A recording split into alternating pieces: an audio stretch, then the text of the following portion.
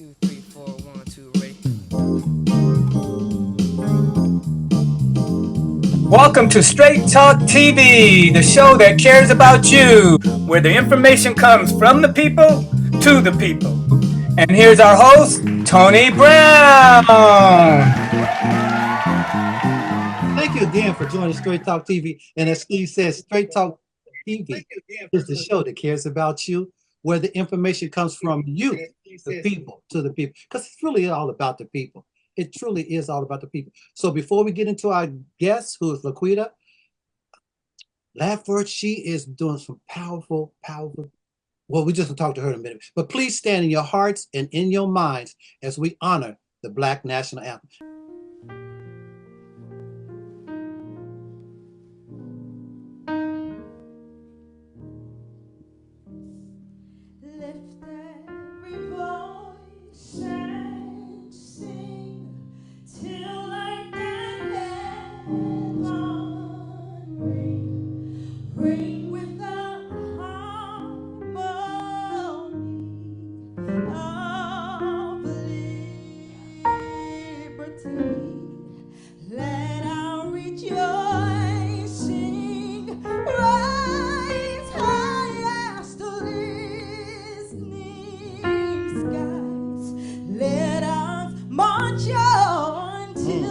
Yes.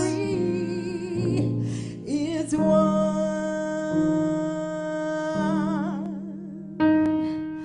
Sing a song full of the faith that the dark past has taught us. Sing a song full of the hope that the present has brought.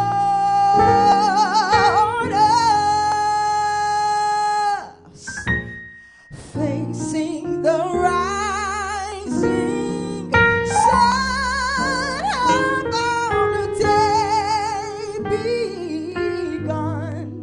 Let us march on till victory is won. Let us march on till victory is won. Is won. Is won.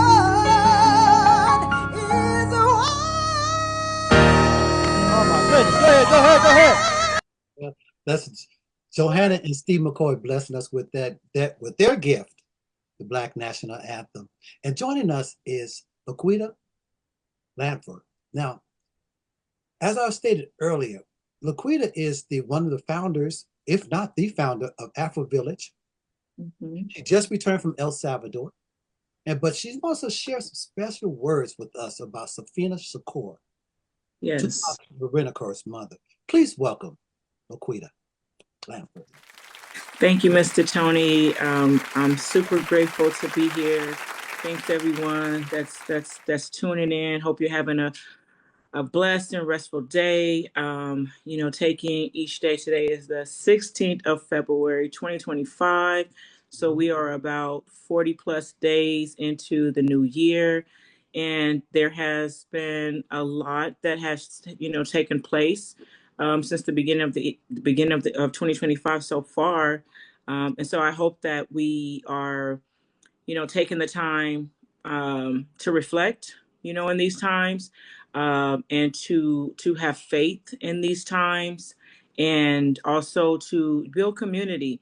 And so I really appreciate Mr. Tony for reaching out to me. I actually was in El Salvador when you had reached out to me.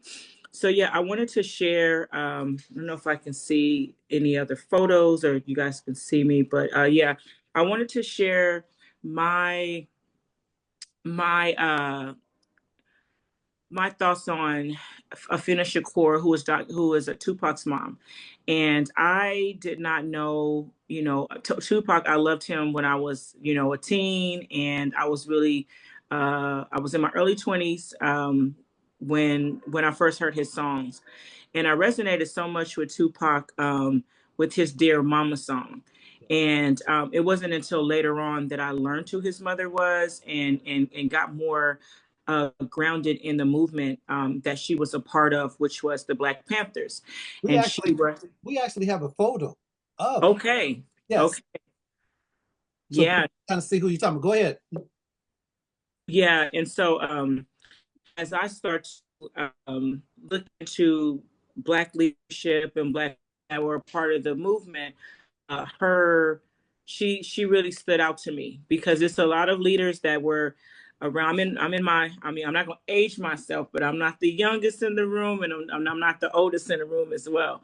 And so if Tupac was someone that I admired when I was in my early teens, that would probably help you out. But it wasn't until later on that I learned more about, the Black Panther movement. And a lot of these Black women that were very significant in the movement. And her name is she changed her name, so her first name is Alice Faye Williams. I believe she was born in April, around April the 10th of 1964, and she passed away in 2016. So she definitely she was around for a lot of what was happening over the last few decades. And even up until Tupac passed, she was really looking for justice. And so that's what I admired. She really wanted the answers of what happened to her son, Tupac Shakur. And she fought to the day she died. She actually died or was announced, according to news, of a heart attack. But she fought, and she also was such a profound leader in the movement.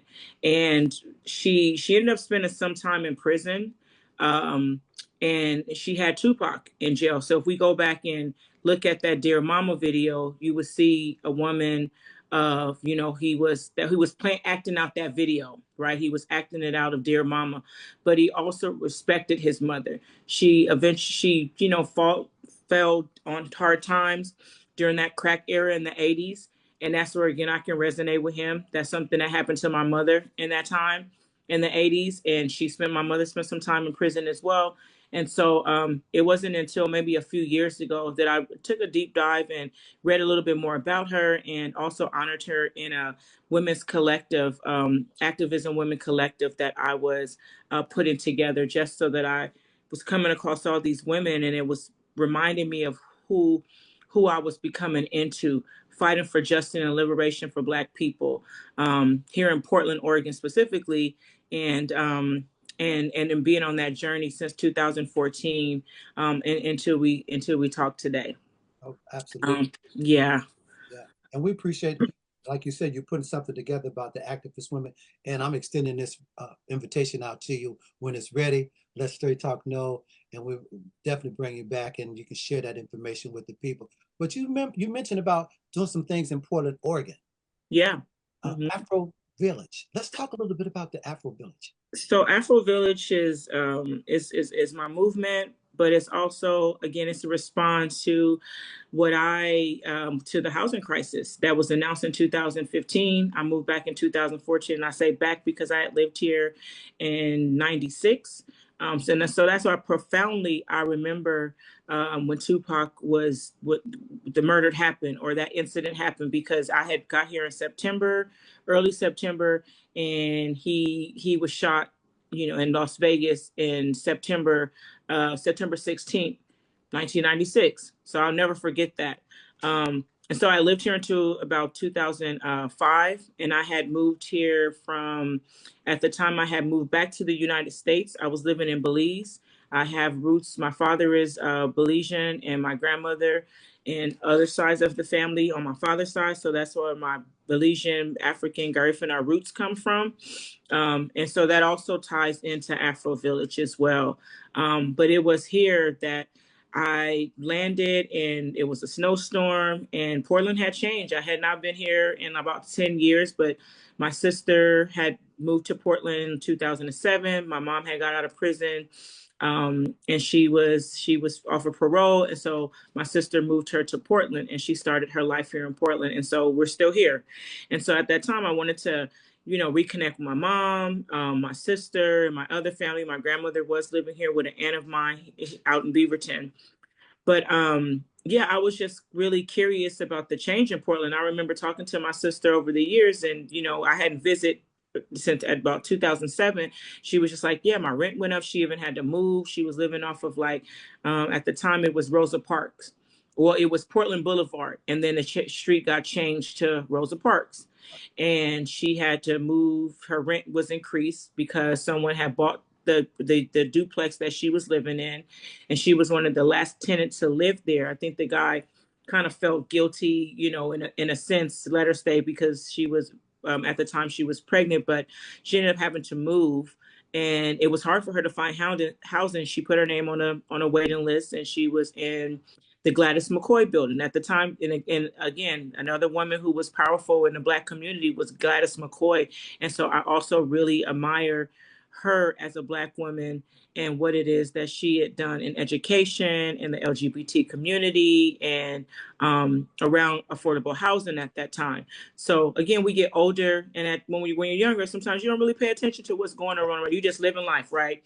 And then something hits, and you're like, oh, what is this world that I'm in? And that's what that's how it was for me, around my 20s, late 20s into my 30s. I started to pay more attention to political, what was happening with policy and politics, because Obama was running at the time. And then in 2007, 8 became the first Black president of the United States of America.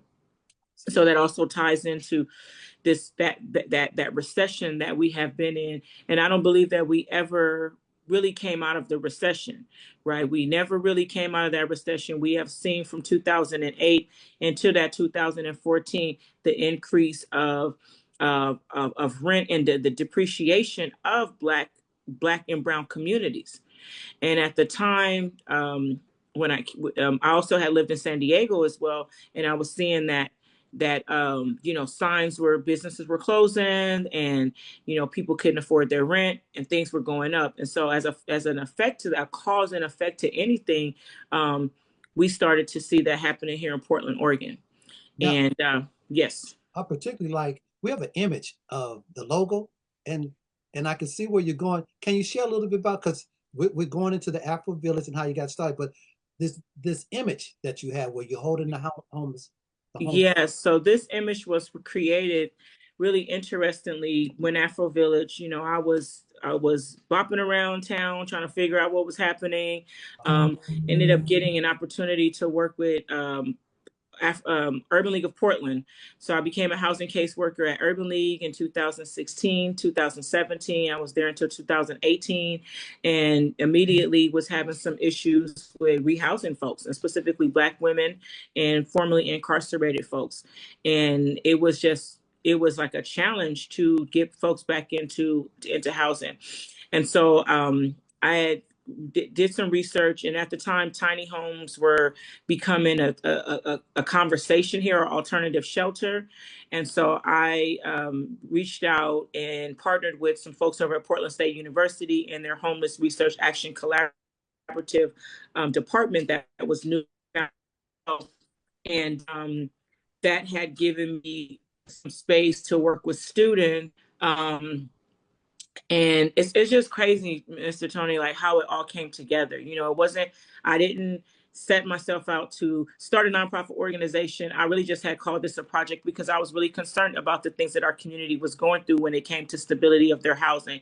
And so this logo we have an updated logo as well, but this logo is like of hands of holding us, bringing us together. But the symbol in the middle is and from the Ghanese tribe, it means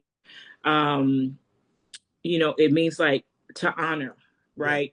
And to bring, so everything that I do has a meaning behind it and some intention behind it. And so the next slide there is was the layout that I had created with the help of the Portland State University students at that time, because we were really focusing on building this tiny home community. And then COVID happened. Oh, And so recognizing that our community, Black women specifically, like I said, needed these bathrooms and showers and places that they can rest. I never seen it as a shelter. I had always seen Afro Village, the space, as a retreat. And so I've gone through many iterations over the years of that. And so we don't say that Afro Village is a physical place, because we're a movement. And housing is at the center of the work that we do daily. We just don't have a lot of resources related to that. Now we've brought in funding and have built upon the issues and the urgency during the pandemic, which is how Afro Village is existing today. And I'm very proud, to be the leader and executive director of an organization that is making direct change in the community every single day. Whether we're housing someone, but we're there to support our community, and also to grow and develop other folks in our community as well. So I'll pause there. You may have a question or two for me. no, you're good. I just appreciate the work that you're doing, and just how the vision came to you, the concept, and you just stepped out there, because it's the start that stops most people. Mm-hmm. You just kept on pushing, and just to see this growing as it is growing. I think we got a couple more slides too, if you go back and kind of Yep. let LaQuida, explain a little bit about those slides, engineer. Okay. Now, something happened special during the winter months. It just snowed up in Portland, Oregon, and you had something going on. Go ahead, talk a little bit about this. Yeah, I just shared that because that just actually happened like a few days ago. Mhm. But as Afro Village has, come out of an infancy stage and has built a momentum within community, we have raised funds through grants. And our grant, during responding to urgency and responding to emergency, I became very deeply concerned about the Black community when emergencies would happen with these weather elements. Also learning about Vanport, like just local stuff, is what really was prompting me, because I lived here before, but it wasn't really anything that, not that I didn't have an interest, it wasn't much of a conversation that was happening. And so Vanport, there was a flood. There was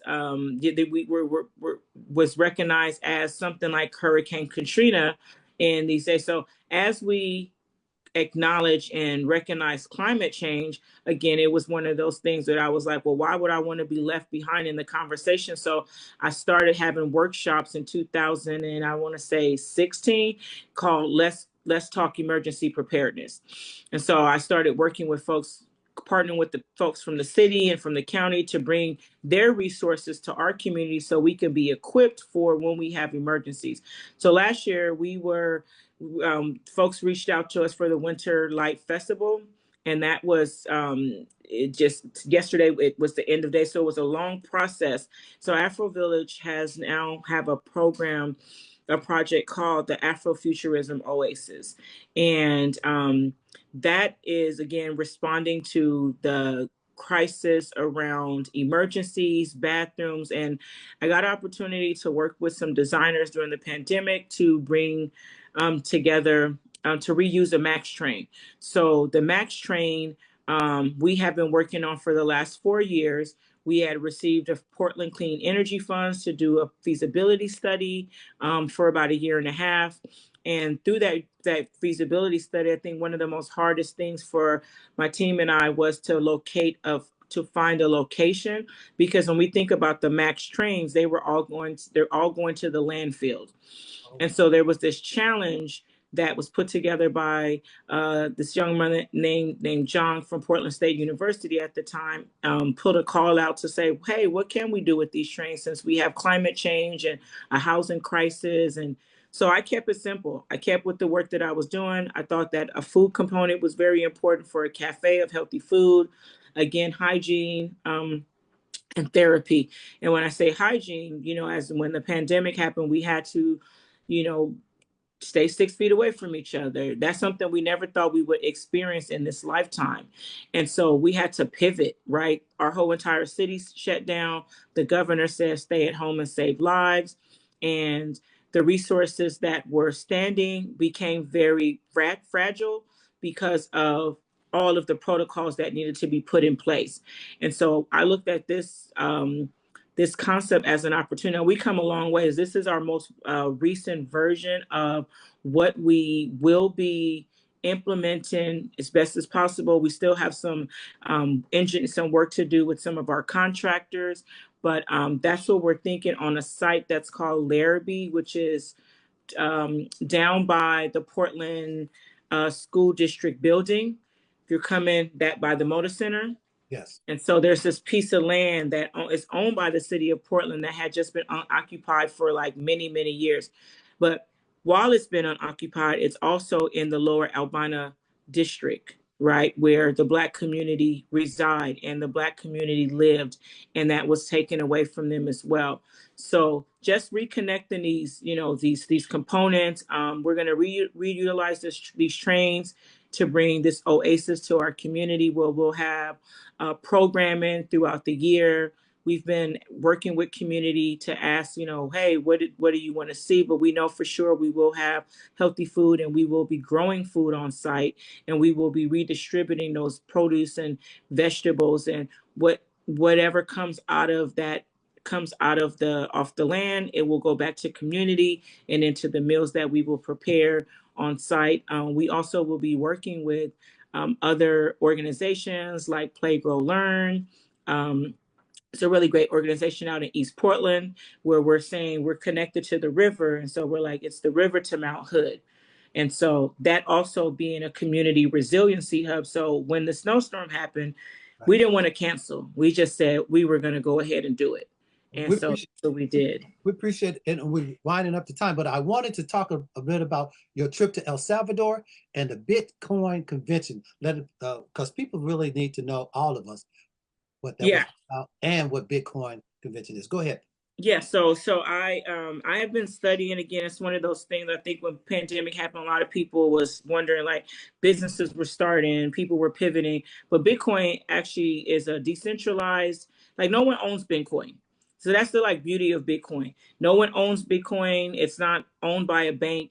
And I look at it as a tool. The more I've learned about it and set up my own personal wallet and educated myself in business. So I didn't really plan to go to El Salvador. It just worked out that way while I was on a trip in Mexico, and I saw some advertisement, and I was like, wow, this is like a week away from, I can either go back to the States and it's cold, or I can figure it out and go to El Salvador. And I've been also following with El Salvador, because El Salvador is a small country. It's in Central America. I had an opportunity to go there when I was a kid, and they, you know, their government has like really like embodied this, and their community is utilizing Bitcoin as a currency in their country. And I'm like, if they can do it, then so can we. And so this conference was over 2,000 people. It was 2 days. It was amazing. It was more of a global call to action, because as people are connecting, it's like, oh, well, this has to do with Donald Trump. This has nothing to do with the current presidency. This is something that has been on the horizon for the last 14 years. It has really been. So for us, I look at it as there's an image that I have of a coin that I created through generating through AI, but most people can recognize the coral shells of what was on the African trade, you know, what our people use as their currency. And that was their wealth. That was the wealth of the African diaspora. And it's very ancient. So I'm merging that concept, like what our people traded and took across the waters to the Caribbean, and things that we currently use in our hair, and also for spirituality. And I came up with this image to, like, from our past to our future, utilizing this technology. So I'm going to be hosting more conversations around cryptocurrency, a lot of breakdown of what it is, and introducing that. If people are not already using, I mean, you can, if you have Cash App, Venmo, a lot of these apps already, because they're peer-to-peer, do have those features on these apps. So it's not like people don't know about it. It's just, I think we are, as always, as Black people, we're always skeptical about things. And then now it's at $100,000, right? Or it has raised to $100,000. And the value of the American currency is depleting. Okay. Yeah. So if you also have family, or if you've ever, you send some money to Western Union, that's a high fee. With Bitcoin, I have Bitcoin and I have a wallet. I can just send it to you, and you can take it out on your end. It's similar to, in a ways, and I see it as a way for young people to get involved now because they can hold their Bitcoin and just let it sit there like a savings. But it's going to have an increase on it when there's a bull, when there's a run. There's a lot of terminology behind it, and I think it's really significant for our young people, because some of us might not be around or have the time, the patience to like kind of understand it. So I think for me, what I'm presenting is something that's going to be a user-friendly context, and also bring it in our culture and that curiosity. And I think I happened to go to El Salvador and just be in that space. And I'm also going to Las Vegas in May. So there's a Bitcoin conference in May. That's the first conference that I had saw, and I had already bought a ticket. El Salvador was just a tip on the iceberg for me. Right. Well, we appreciate, and what we would like to do is extend another invitation to you as you get more information Yeah. about the digital currency. And you mentioned the wallets, setting up our wallets, because people, there you go, Bitcoin and Black America. And some people might get confused with Bitcoin, but they also using the word called digital currency. Digital currency, yes. So Digital currency. It's something that we use.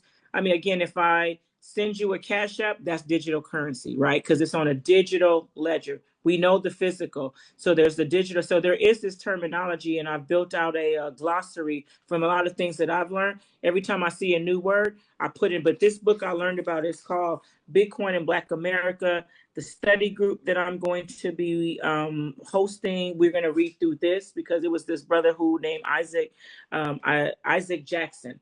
So recently got these books. I'm going to start having classes or workshops here in Old Town, Chinatown, near where I live, because we also put in a Wi-Fi, a free Wi-Fi for the community. That's another conversation I would love to have, with you about. So we have assets, and so we need to utilize those assets that are in our community, that our community is working. Leaders like myself are working really hard to bring some alleviation for the community. And again, Mr. Tony, thank you, and your engineer for having me on this spot. My pleasure. And we have some work to do. And it's the platform, Straight Talk Show, is the show that cares about you, where the information comes from your people. And we want to thank Miss LaQuida Landford for her words of wisdom and her information, because she's traveling, she's coming back, she's willing to give information to us. And when you set up those classes, let us know. Maybe we can do a Zoom and get information to the people, and they can just tap in. It's just like, oh, this is how we do this. How to talk. This is how we do it. We appreciate you. Be blessed. Okay, when we come back, we're going to be joined with Dr. Scott Finnie.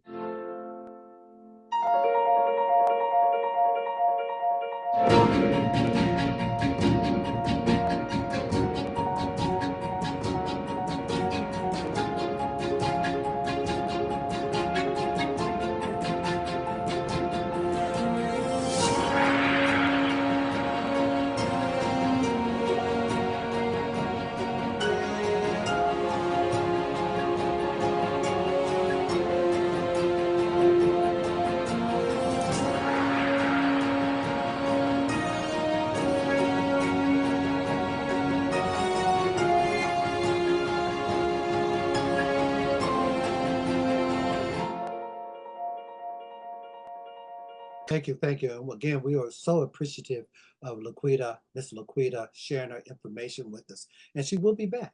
So we're going to be posting, letting you know when she's going to have her classes, how to get in touch, and let's get this information and be a part of this digital currency movement. We also have Dr. Scott Finnie. I don't know if Dr. Scott Finnie has shown up yet at this point, but since I believe, let me let you know, each show we do a gift and talent.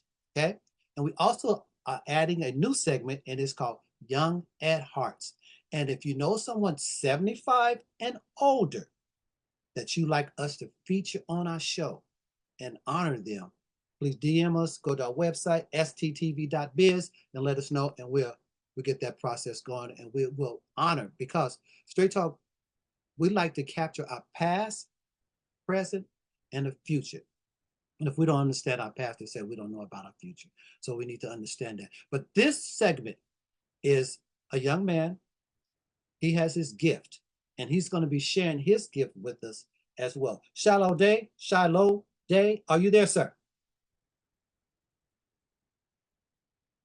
He might be having a little technical difficulty. He has a presentation, he has some sounds, music. And again, if you started your own business, you have some spoken words, some lyrics you want to drop. If you are author of a book, let us know, and we can get on the set on our special talent set. Shiloh Day, are you there, sir? Yes, sir, I am. How are you?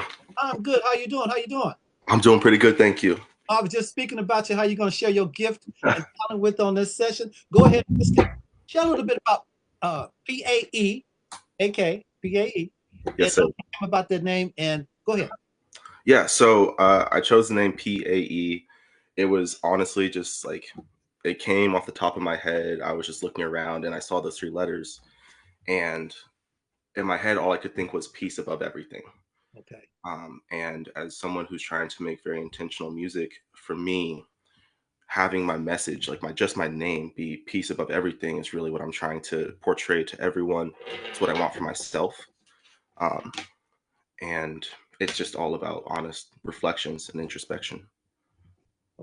Well, go ahead and share your gift. Thank you. We appreciate you doing that. Let me get these speakers set up real quick. Okay.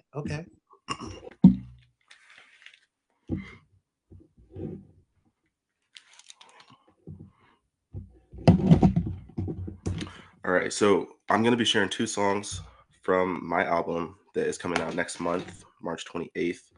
The first one is called Intuition. I wrote it last year during January, just kind of to set the tone, give myself a direction for the year and really set in stone what I wanted to start intentionally moving towards. Okay. So here we go.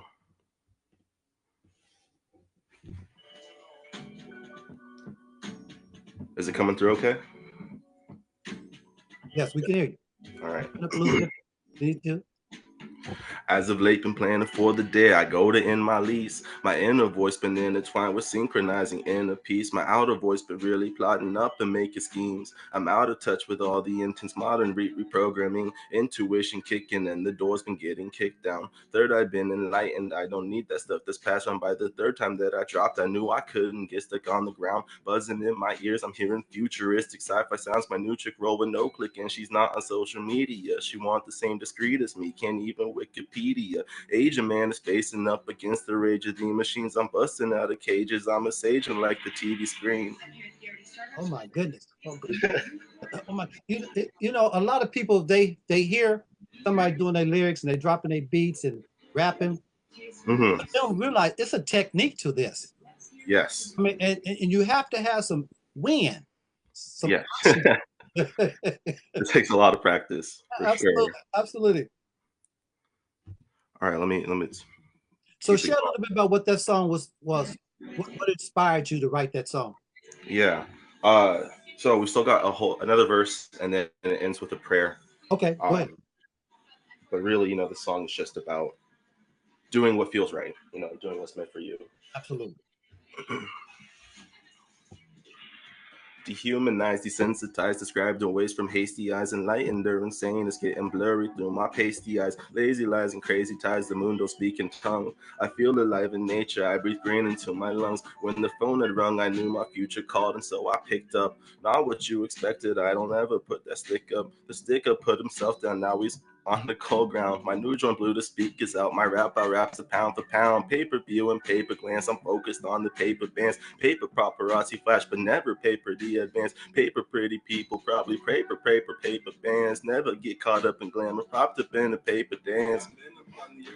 I'm not sure if it's this one though. I don't remember all the pain and all the strife from all the dough. All control been out of it and all the hands been taking shares. Crunch the numbers, do the math, it's never failed till they get theirs. You're in a war, you got conscripted moments you were born. Be either light or either darkest switch when you get scorned. I might incite a fight, ignite the light, ignore the party plight. I pray for power, pray for peace, and pray the Jah will guide us right. I said, pray for peace for real, because we need a whole lot of that right now. Yeah, yes, we do. Yes. Your inspiration is coming from where? Really, I just wanted to so I used to journal, right? And I used to do poetry. And for me, that was a way of starting to understand my thoughts and my feelings. Um, and so the whole point of this project was to get me back into the rhythm of reflecting and, sitting with myself and saying, okay, well, what feels right? What was my takeaway? What do I need to do different? Um, and with this one, it was really like having to reconnect with myself and with what felt right. I just gotten out of a job that it caused me some trust issues, Okay. right? And so it was bringing up some recurring trauma, and I really had to sit with myself. Took a couple months, and then eventually, I was just listening to beats on YouTube. I heard this one, and I saw the title, and I thought, this is it. Now, you said you're getting ready to drop the first one, another one in what, 6 months or? Next month. Next month. Let's talk a little bit about it. Let's talk a little bit about it. Let the people know. Yeah. So that first song, Intuition, I released that last month to start off the year, right? First week of January. And this album coming up is going to be 6 songs. And so that one was January. The next one that you'll hear is going to be for March, right? But each of them have a different theme, right? So January, I just wanted to set the tone for the year. February, I was going through a lot of personal things. Things have to get worse before they get better. And so I was just kind of bouncing around with the thoughts in my head, and letting the pain speak to me. Then obviously money's important, and so once I felt like I was in a good enough, comfortable place, that was inspiration for the next song. It's like, okay, well, let's get the money, but let's not lose ourselves while we're making it.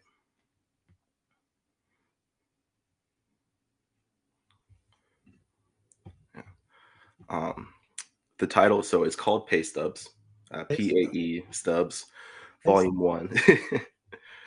And I want to make it a continuation project, right? Like that's part of the intention, is keeping this going, keeping the reflections going. And the last song on the album is probably my favorite, because that is really about my, the battle of like materialism, right? Because for the most part, I try to be pretty detached from most, earthly things, but I do like shiny stuff. Right. I like certain designers. I like certain clothes. Yeah. And so it really paints all of that kind of as a dream. I'm an insomniac. So for me, it's like, well, am I dreaming? Am I awake? What's the difference?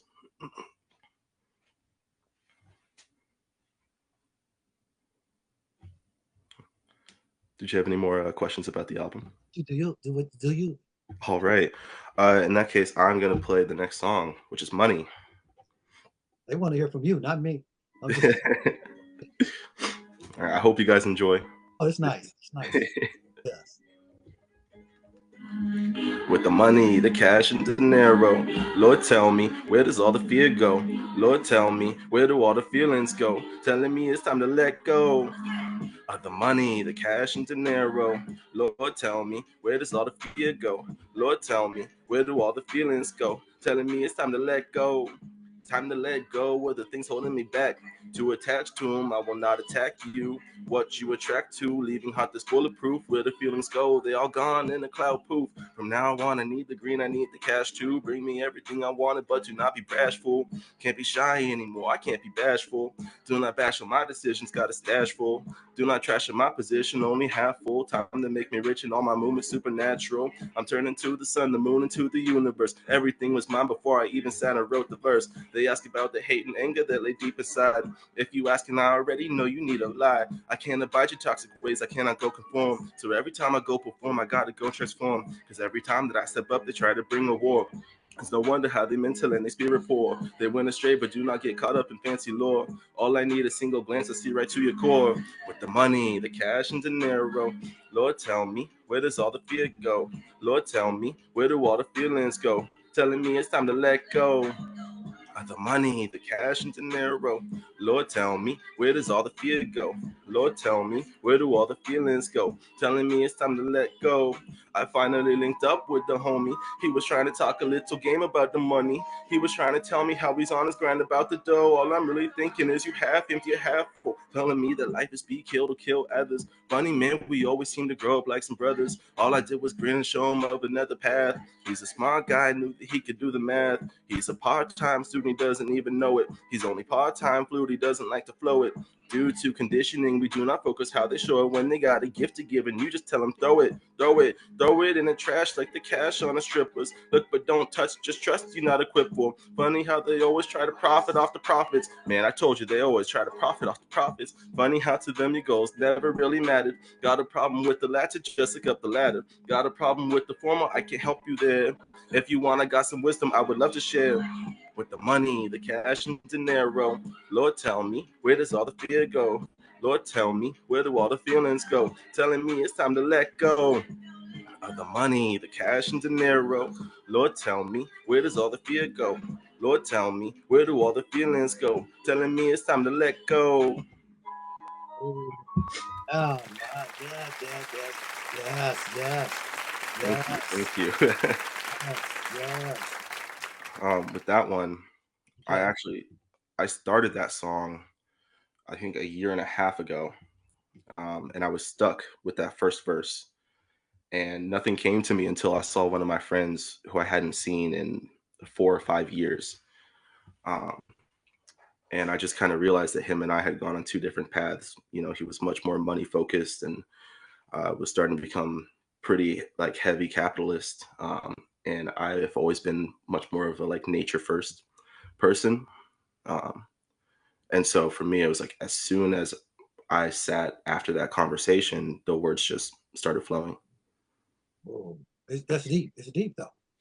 It Thank really. And what you said is we got to get it, but we can't let it control us. Exactly. Yes. Exactly. Yeah. I've known plenty of people that, just to get a bit of extra money for whatever reason, right? Suddenly that becomes all that they're thinking about. It becomes an obsession. And so it's perfectly fine to have money, perfectly fine to set up generational wealth for your family because we should, but you have to be careful about how you do it and the steps that you're taking along the way. Absolutely. Now, you mentioned that it's coming out next month. Yes, sir. A little information out there where the people can look it up. Yeah, That's all. it's going to be on Spotify, Apple Music, SoundCloud, YouTube.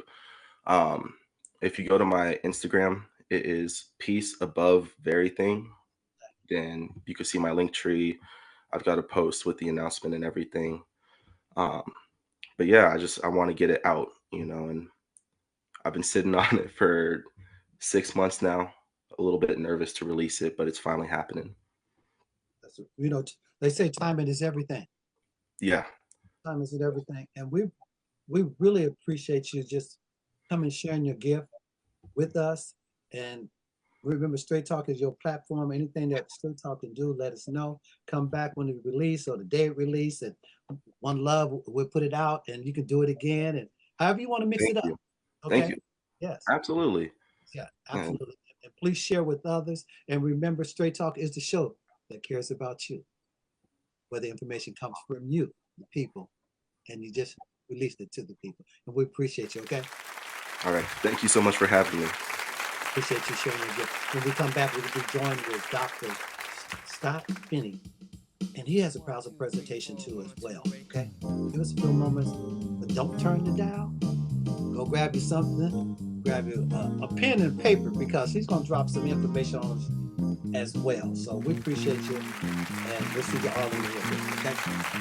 My name is Dr. Scott Finnie, Finnie, and I teach African American history, and I also teach American history. And I do that to the young people known as Asia University America program from Japan. I teach American history once a week, but my main job is African American history under the auspices of Africana Studies. And I'm also the director of Africana Studies and temporarily the executive director of Race and Culture Studies as well. I grew up in the 60s, so I'm I kind of, on one hand, hey boomer kind of thing, yeah, but actually there's some dynamite in this boomer because I grew up right in the middle in the Bay Area, California, of watching the Black Panthers come to fruition. My cousin was Huey Newton, one of the co-founders of the Black Panthers. I had one brother who was in the Haight-Ashbury scene with the hippies idea of, tune in, turn on, and drop out. And then I had one other brother, because I'm the youngest of 6 boys. He had the idea it's a matter of protest, and he joined the Berkeley activist scene. So I saw this anti-war, anti-racism, anti-establishment. I saw it in my living room, and I saw it lived out of my brothers. So it planted a seed in me. And now I see the conduit as higher education. That seed can still be planted into folks decades apart from it. And that's what drives me. Okay. I had a little introduction video going for you. Good, good. Sir, appreciate you so much. Thank you. Okay. We know you traveling and just kind of share a little bit about who you are. We'll just get right into the presentation. The engineer has it pulled up for you. And you Excellent. Can from slide to slide. Go ahead, Good. sir. How did you get started? Yeah, I got started by growing up in Oakland, California during the 60s.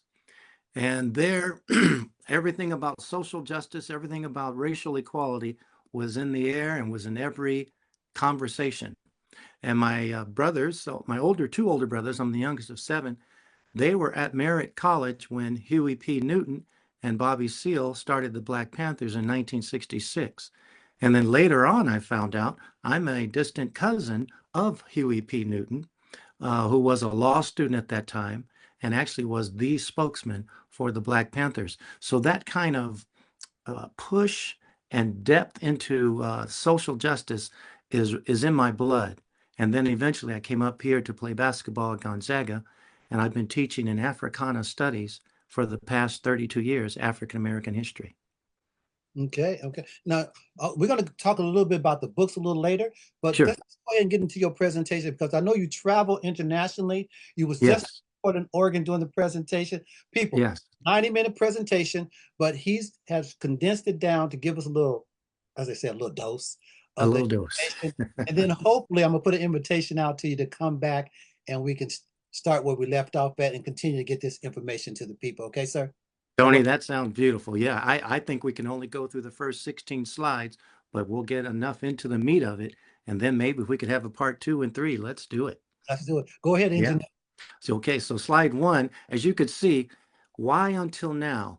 And the question there is a rhetoric question saying, why is it that we should examine the depth of the life of, I call, the most misunderstood hero in American history? And that's Malcolm X.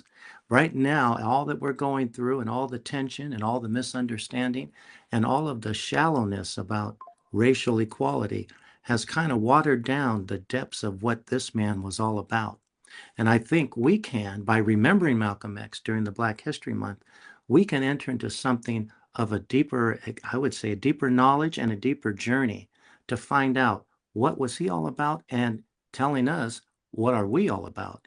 As you look in the next slide, you could see he was assassinated on February 21st of this month. It'll be 60 years exactly. And he would have been 100 years old. But like Dr. King, both of them were cut down at age 39. Neither one of them ever saw age 40. Yet, here's this man who operated in the way of activism from 1952 when he got out of prison until 1965, February 21st. In 13 years, he changed the landscape internally of the African American. And we could say Dr. King, from 55, the Montgomery bus boycott, until he was assassinated April 4th of 1968. In 13 years, he changed the external setting in the way of politics, in the way of laws, in the way of segregation being dropped. And so actually, these two are the two sides of the same coin. And that same coin is what we need to dive into on a deeper side regarding Malcolm X. Now, if we look at the next slide, slide number 3, we can see that in his eulogy, Ozzie Davis used this phrase, our black shining prince. And in describing him as that, you can see there's something of dignity, royalty, spirituality, weight, and even, I would say, reverence. And I'd like to cover in the next slide what happened that set the context up for such a black shining prince. You know, he said over and over, by any means necessary. But many times folks don't connect what he said before. He was always saying freedom by any means necessary. He was saying justice by any means necessary. He was saying liberty by any means necessary. But if you look here on the left of this slide, you can see here we are in the land of the free. Here we are in what we call the place where liberty and justice for all is what we swear to. And yet, for people of African descent, we have a striking and tragic beginning that I call the twin evils of confinement, not liberty, of injustice, not justice. And those twin evils set up the context for Malcolm X as well as Dr. King. And you can see American slavery from 1640 until 1865. There was a 225-year complete annihilation of what it meant to be African transplanted on this continent. And that complete annihilation was to make sure there was no collective reality of family, there was no acknowledgement of marriage, anything of the faith, original, indigenous to the land, or Muslim, was not even allowed to be practiced. And you could also say, not only was the culture and identity denied, but everything of the core of the African was completely obliterated. And believe me, none of these, eventually 4 million by 1865, none of them were happy to be a slave or saw themselves as a slave. They were a felon on death row. And that's why a good number of them lived under a great degree of depression and always looked for a way out. And that way out either was through a spiritual turning to the things of the Bible that was eventually handed to them, or running away, which at least 170,000 were able to do that successfully, or causing a revolt. And that slave revolt was really a kind of a death wish, because in your getting armed and in your killing anyone, by sheer numbers, you weren't going to come out alive. And we know with 1831, Nat Turner carried out the only truly successful slave revolt and in Virginia. But that shows you how desperate people were to be liberated, how desperate people of African descent were crying out for some type of freedom. And what did the institution of slavery do? It denied literacy. It denied education. It denied to be able to research and come up to your own conclusions based on informed decisions. And that is what I would say Malcolm X, he was the prophet of education. And we'll see maybe in later slides next time how much he focused on education. But if we can see underneath that, even at 1865, it's over, you could say, the form of slavery that we know. We can also say from 1619 all the way until 1964, there was what I call American apartheid. And this American apartheid was not something just for 45 years in South Africa. This was something that started back in 1619 when the first 20 Africans came here to Jamestown, not as slaves, but as indentured servants. They were immediately ostracized, put at arm's length because of their sheer genetic makeup. It was their hair texture. It was their skin color. It was their facial features. It was their bone structure that kind of pushed them outside of the mainstream of colonial America. So we could say American apartheid started right there in 1619 unofficially and went all the way until the 1964 Civil Rights Act. And that's only on paper, where it was finally outlawed to separate, to discriminate, and to put up signs regarding someone's skin color, as in the African American. So when we look at it, you can see the last phrase on this slide, 225 years of confinement, 345 years of racialized injustice. And that's the background, that's the context that Malcolm X, as well as Dr. King, had to deal with and had to climb a mountain. So if we look at the next slide, we can see something very, very striking. This eventually, this way of differentiating by skin color, not to the differentiate just to differentiate, but to actually say one is superior, one is inferior. Jim Crow was a fictitious character, started in the 1820s, and was played by a white actor with black makeup. And he had exaggerated facial features, and he was a mindless buffoon who could barely talk and was used for comic relief in minstrel shows, America's first traveling performances, and America's first, I would call it, national pastime. So when the performance went down in responding of the audience's kind of dislike and upset with what was happening, they throw out Jim Crow. Here's this white actor with exaggerated facial features and black makeup, and they slap him around, and he would utter something that you couldn't even understand, and people would laugh. It was comic relief only. But what it was doing, it was conveying the myth of black inferiority. It was conveying the myth that because of black inferiority, there must be absolute separation of society's way of life for white Americans and black Americans.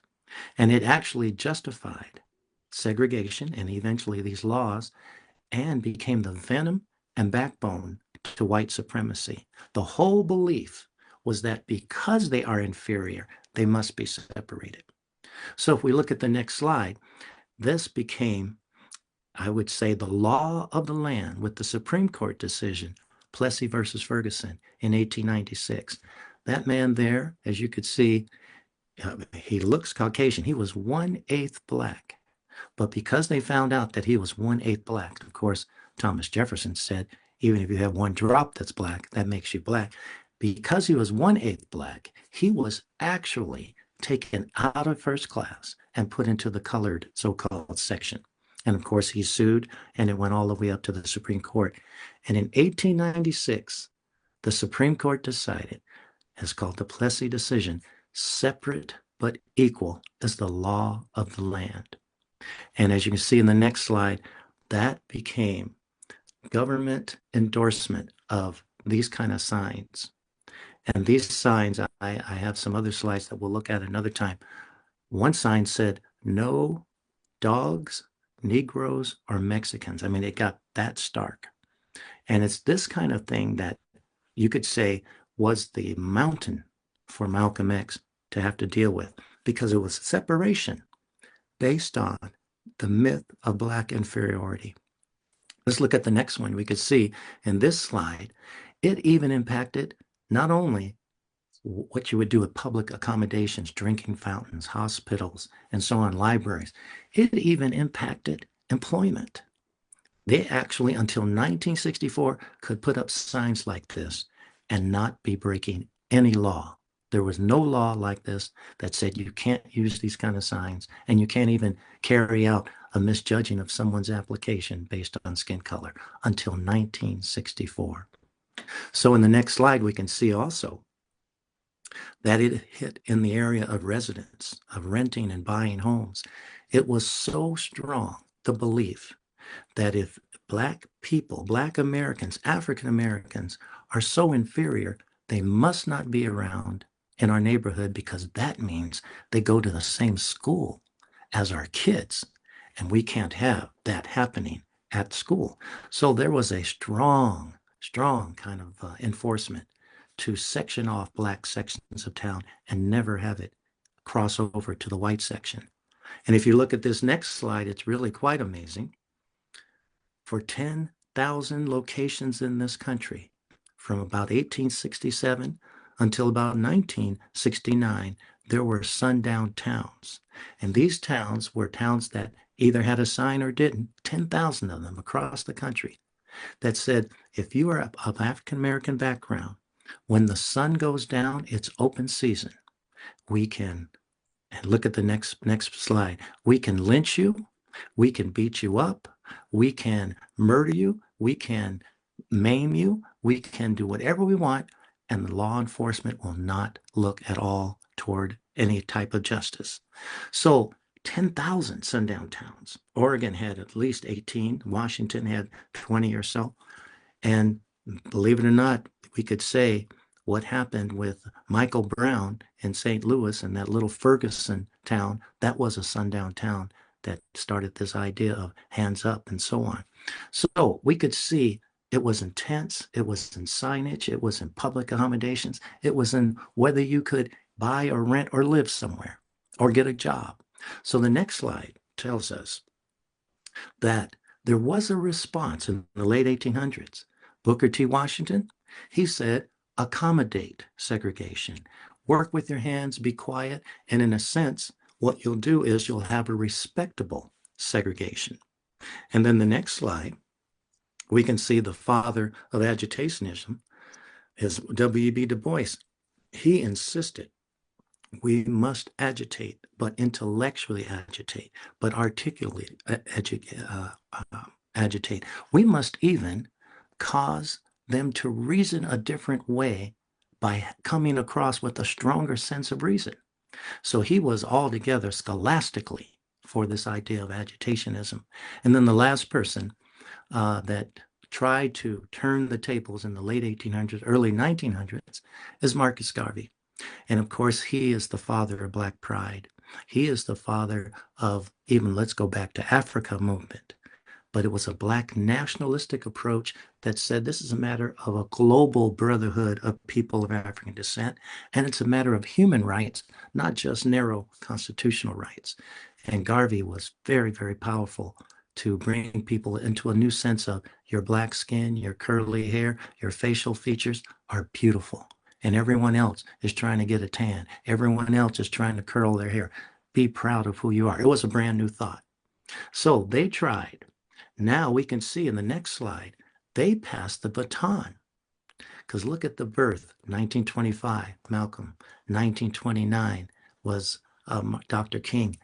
They actually passed the baton on to them to carry it to a whole nother level, mainly to bring down the myth of Black inferiority, whether it was in politics or whether it was in culture. So if we look at the next slide, I like to say we've come home to a point that covers everything we need to talk about here for today. And then you and I, Tony, can talk. But if you look at Malcolm X and Dr. King compared, their vision, their message, and their methodology was shaped by their lived experiences.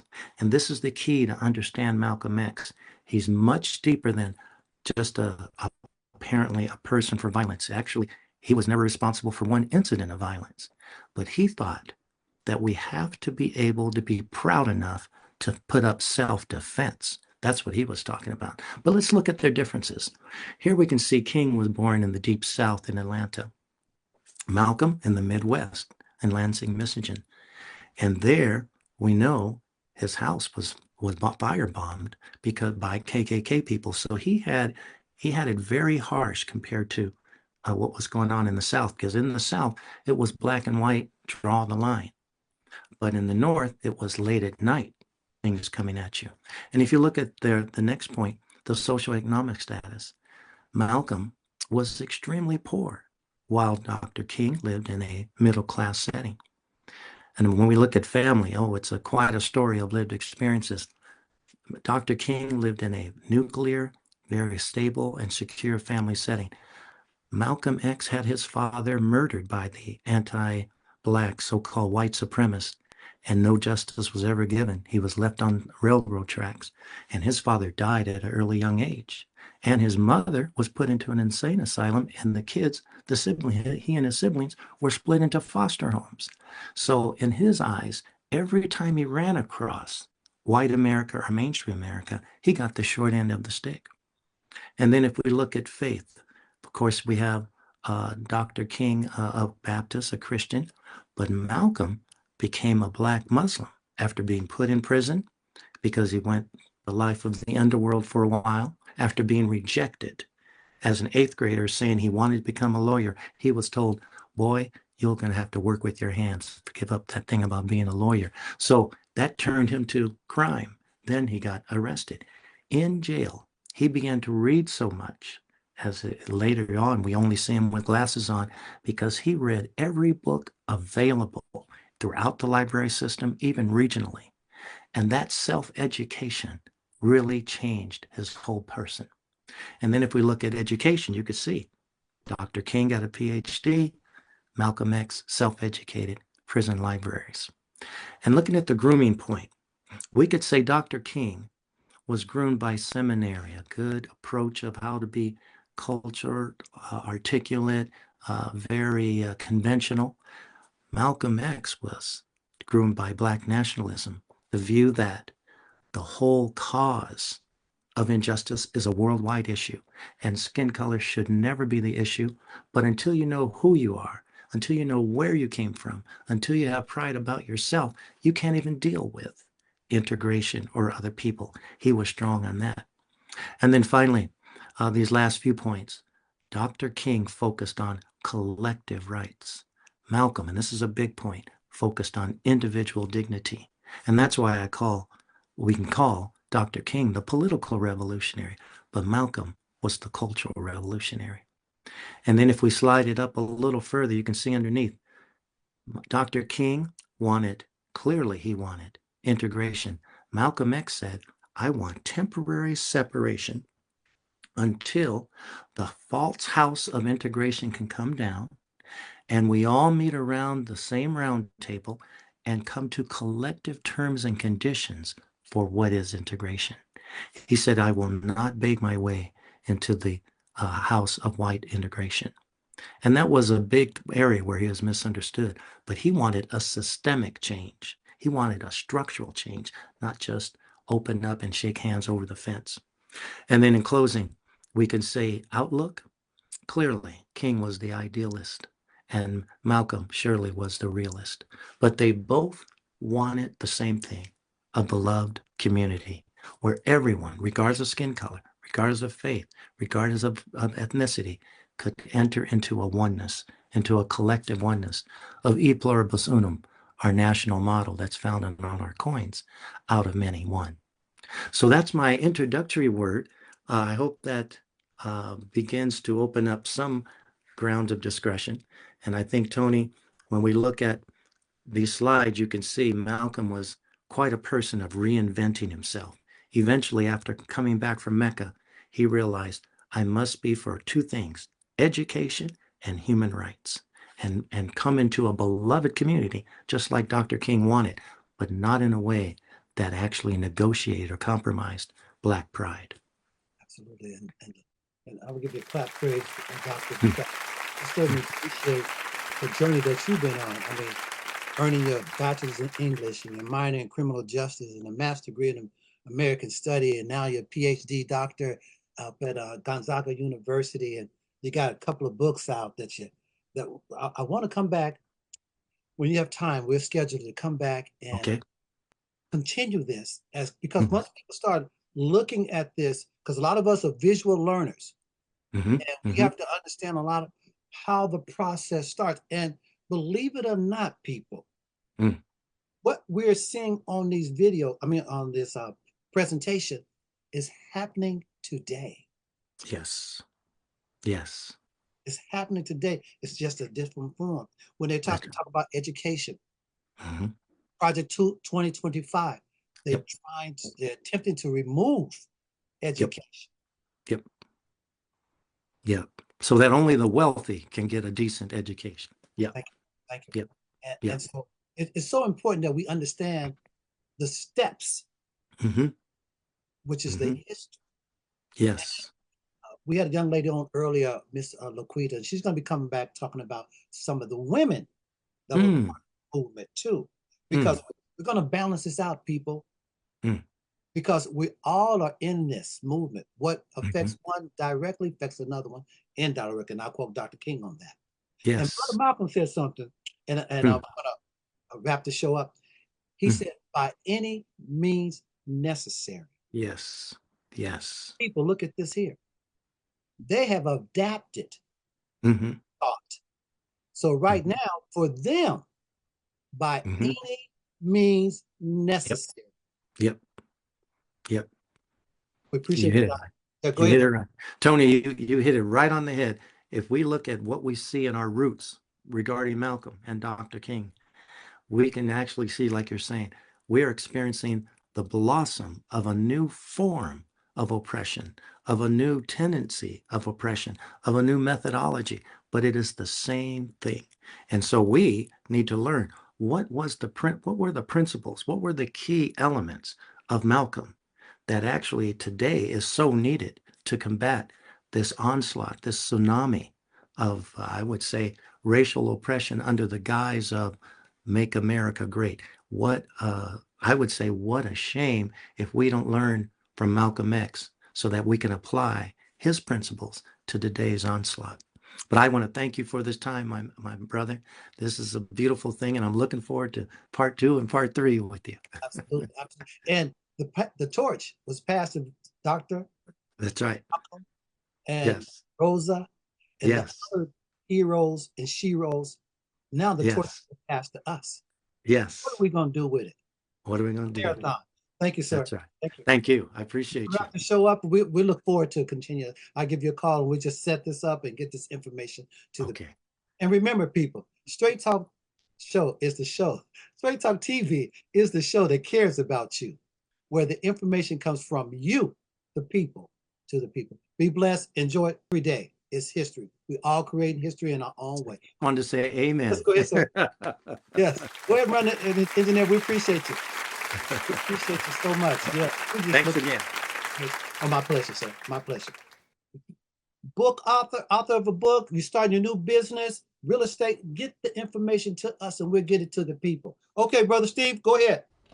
It is the show. 3, 4, 1, 2, ready. Straight Talk.